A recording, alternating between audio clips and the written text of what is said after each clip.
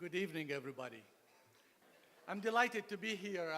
In my travel, in my focus on global investments and on global deal structures.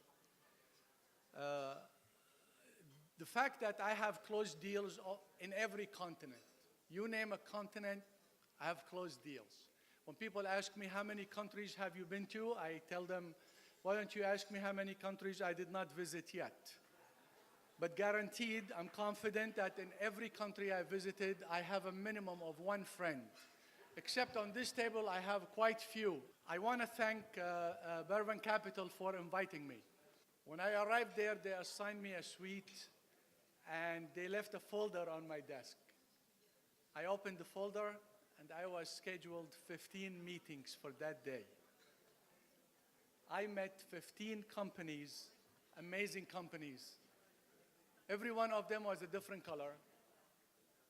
With every one of them, we made friends, listened to their pitch, understood their industry, and also made recommendations, and also opened the road for them for the dialogue to be continued. But I also like to take a step back and cover some of the questions that people ask me. I want to tell everyone that Dubai and Abu Dhabi are the same country. Because there are times when people say, oh, you are from Dubai, you are not from Abu Dhabi. We are 100 kilometers away. You can do that on a Harley Davidson in about an hour or less. And we are the same country. United Arab Emirates comprised of 7 emirates. They're all beautiful emirates. The capital, the political capital, and the ruling family reside in, like His Excellency mentioned, in the city of Abu Dhabi. City of Abu Dhabi is just as beautiful as Dubai. I also want to touch on working with foreign investors. I ask all those who pitched their deals, and for those who have an interest in working with non-US taxpayers. And you're going to hear that term interchangeably between foreign investors and non-US taxpayers. When you work with non-US taxpayers, there are certain considerations to be taken, not only in the way taxes are being prepared, because there are various or multiple of incentives. So when you work with a foreign investor, give the foreign investor some latitude to get back to you with an answer. A foreign investor, first of all, when I am here, I can give you an answer back in a few days. When I am overseas, remember, 2 things. One, I'm 9 or 10 hours ahead of you. So what you are pitching on Monday, it could be midnight for me.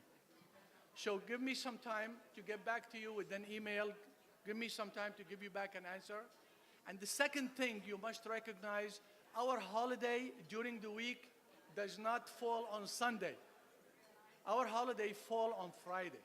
And we are like you, we goof off on Thursday afternoon, just like you guys goof on Thursday or Saturday, Friday. That was another thing that I want to bring to your attention. In reference to regulations, the regulations are the same. We do have a freedom of movement of capital. And I'd like to tell you something about the United Arab Emirates.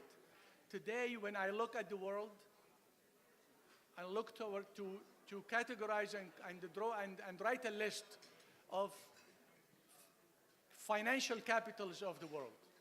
Though New York and London always fall on top, I want you to remember that Dubai, Abu Dhabi, Singapore, and Hong Kong come right after.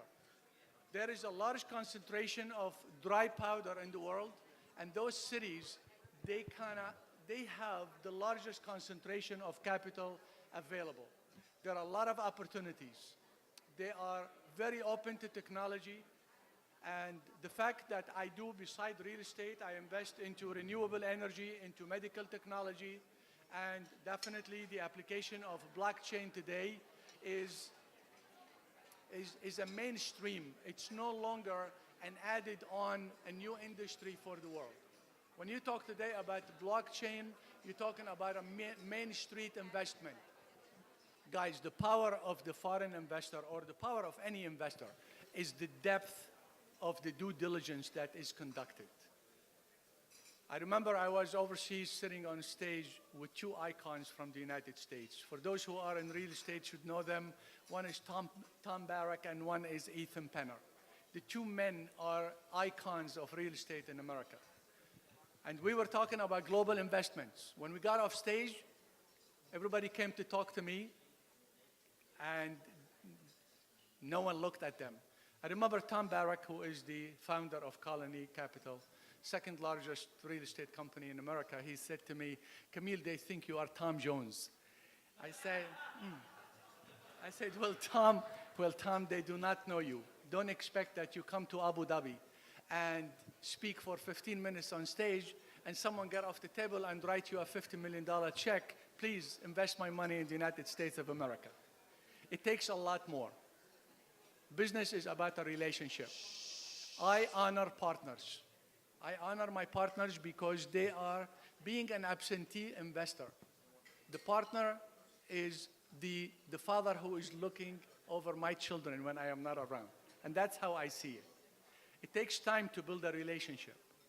When I sit down on a negotiate or even on a pitch, and I shared this with, I think, more than one presenter in the last few days. The term win-win situation was said not only for attorneys to use it in their contracts. The term win-win was created for people to understand that the word win, when it is repeated, the first win is to make a friend. The second win is to make a deal. If you cannot make a friend, you are not going to make the deal. I will leave you with these thoughts. I am honored to be here. I had a great time. I'm having a great time, and thank you.